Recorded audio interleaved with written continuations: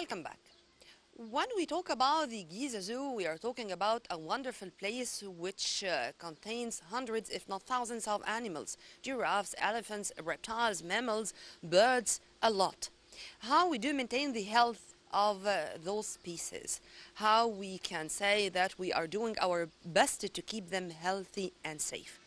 Who can answer all these questions more than the veterinarian of the zoo, Dr. Mohamed Badruddin? We are very much delighted to have him and to answer all these questions. Thank you very much for being with us, Thank you. Nice to meet you. Sir, as I said, we are in such a huge place and your responsibility is really big. First, the most important species we have, and generally, because we are going to go from the general to the specific, how we are maintaining their health, how we are doing our best, as I said, to keep them all healthy and living in a good atmosphere, in good weather, which really is coping with their nature. Yes. Basically, we are in winter. Winter, we have some problems because changing weather from hot to cold. We have precautions every year as a plan. We set a plan to maintain health for most of the species we have in our zoo. But in winter we have some problems dealing with reptiles. Reptiles are cold-blooded. Yeah. And the cold-blooded animals, they gain their inner temperature through the surrounding atmosphere or surrounding circumstances. We have to increase temperature of enclosures during day and night also. We do this through increasing some lights, halogen lights, so they to raise the temperature. And also we have some problems in nutrition because reptiles in summer they have their meals every week. Yeah. Dealing with snakes, they have their meal every week. But in winter, they have their meal once every month. Yeah. And sometimes some snakes don't. But why this is a problem? Because digestion needs temperature to, so the enzymes do their action. Their metabolism, you mean? Yes, enzyme metabolic enzymes takes. You know, what we are talking about is very specific, but let's speak first about the reptiles we have. How many kinds and what are the most important ones? Because, for example, I do fear snakes. I cannot go to the house of snakes here. But I want to see, for example, the Nile crocodile, because this is very famous, and maybe since the pharaonic era, we feel that this is a symbol of the Nile. Would you please elaborate on that? How many species we have? The kinds of reptiles we have? We have about 18 species. Oh, they very are rich, by the way. Yes. Snakes and crocodiles. We have two kinds of crocodiles, Nile crocodile and alligator. Alligator look like Nile crocodile, but there is some anatomical difference between them. We have about 3 kinds of testudines or tortoises, and about 3 kinds of turtles, which are the water testudines, and we have many species of snakes. They are African or Asian snakes, and Australian also snakes. Yeah. And do we have newcomers? I mean, we are planning to have newcomers, or we are satisfied with what we have? Now we are satisfied with what we have, but there is a plan to renewing reptile house. Yeah. After renewing, we will have new species. New species. Yes. How do you deal with the reptiles, sir? because I think that this is one of the most difficult missions any vet can face. Yes. If you want to elaborate on this, of course. There are there are some simple species to deal with, like tortoises. They are so peaceful animals, and you can hold it by hands and They are uh, considered pets. I mean, pets. Yes. many So people would have crocodiles. Sorry, would have turtles at home. yes, but bigger species they may have some m- they may be dangerous, but And because of this, I'm asking. yes. Yeah. Bigger tortoises are also dangerous because if you put your hand in this area and it close its arm or head, Yeah. it may break your fingers Uh-oh. also. Yes, bigger ones, but Yeah. small ones are okay, no problems. Dealing with something like lizards is more dangerous. We're going to go to lizards, of course, but to snakes in specific. How to know that there is something wrong with them, that's some help should be given. Is it? I don't think that this is that easy, particularly here. How to do that? Through daily Monitoring. You're monitoring them daily? daily, yes. Okay. To see their movement, to see their molting. Molting is changing skin. out skin. Yes, it should do molting every month, or and should do molting as one piece. Yeah.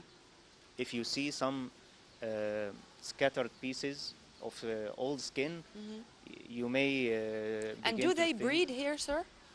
No, no breeding, but there is mating, Yeah. but no breeding. But we have just one hatching in sand boa, Egyptian sand boa, and this is, by the way, is a endangered species. Yeah. Yes. Some It's very snake- big, I think. No, it's very small.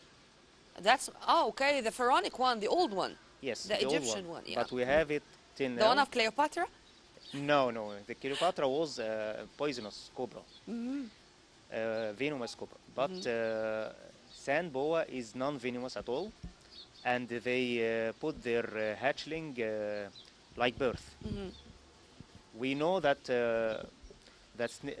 reptiles put eggs, but some reptiles or some snakes put hatchling like it's getting birth.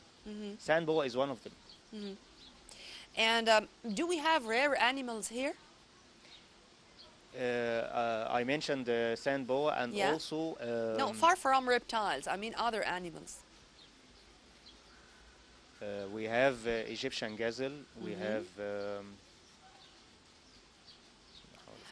Sir, I'd like also to ask about how do you receive the newcomers? As far as I know that we do have new giraffes here. Yeah. How we do visit the newcomers. And also I know that whenever we do have a newborn, a baby, we should take care of it as if it is a human being baby.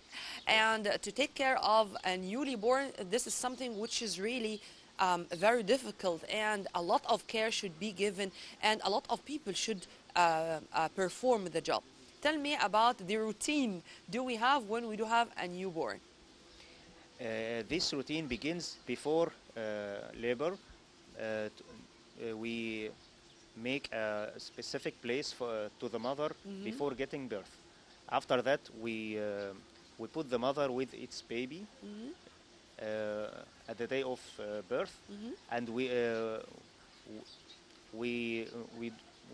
monitor if the baby gets on its legs or not. Yeah. It's active or not.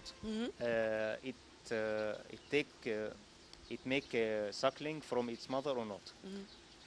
All this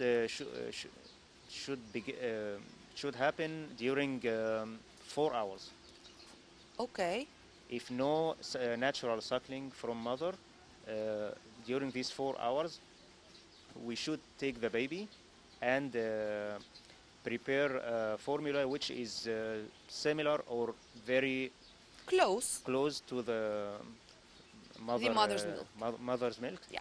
And we give it and we have some workers to stay all the night with it. Oh, I mean, you turn to be an intensive care unit Yes. for the mother and the baby to take care of it till they are that safe and they can continue without your help. Yes. So we do breed some species here. Yes. We have deers, gazelles, some antelopes, lions also. We have tigers. We had before tiger, but now they are young. Yeah. They are going to have mating soon. Yeah. And all the time, as you've kindly mentioned, you are following up with the animals daily and to know who is not feeling that good and when to interfere and stuff like that. This is a very big mission. I'd like to know a little bit more about your team. How many veterinarians are here and the specialities of each? We have here about 10 veterinarians. Every veterinarian is responsible for about 3 areas or 4 areas because the zoo is divided into 17 areas. Okay. Every 1 or 2 doctors are supervising one sector like this. We have reptile specialist, we have antelope specialist, we have carnivore specialist. Sir, since when you're here? 15 years ago. 15 years. You know, I'm asking this question because when you are in the very same place for 15 years, meaning that you may know about the health of an animal from the first look. This is doing good and this is doing bad, and here we should interfere, and here we should change the meals, for example, given to it, and if there is something to be added to maintain its health. True? True. And you should know when to interfere or not. Yeah. Sometimes this is what I wanted to ask about. Yes. Would you please elaborate on that? Yes. Sometimes you see an animal which is not looking so good. But you see the other animals, and you see to isolate these animals or keep it with the other herd, rest of herd. And you should also see it's a male or female. This female is is pregnant or not. Yeah. This male, there is 2 males, one old and one small. So you should getting away from the bigger one. And sometimes you see if this animal is not looking so good, you should take it away and deal with it. Yeah. Have some medication. Sir, I don't know if this question is going to seem a little bit weird or no, but the verse of the Holy Quran can describe it all. أُمَمٌ أَمْثَالُكُمْ, nations just like you. Some birds or some animals or any species would feel frustrated, for example, if the partner is gone. And even if the guard is not the same guard they are used to deal with. How do you deal with such issues? And to what extent do you take it seriously? We have here some difficult situations like this. So we happened before this way? Yes, in some animals which is partner? Is used to yes, to have one partners. Yeah. Because some animals do live in a herd. Yeah. So no problem with. But some animals which have just one herd, just one partner, we have this problem. We make some enrichment. You give some physical stuff to make this animal get some entertainment. So, you know, sir, this is a very noble mission. I should say thank you for all what you're doing, because this is showing mercy. This is showing love. This is showing to what extent we are human beings. In my humble opinion, if you want to know to what extent this society is developed, is civilized, how this society is dealing with animals is a big factor. Thank you. Do you agree with me? Yes, of course. I do. And of course, thank you very much for all what you're doing and all your team. But let me return back to the animals and to your daily routine.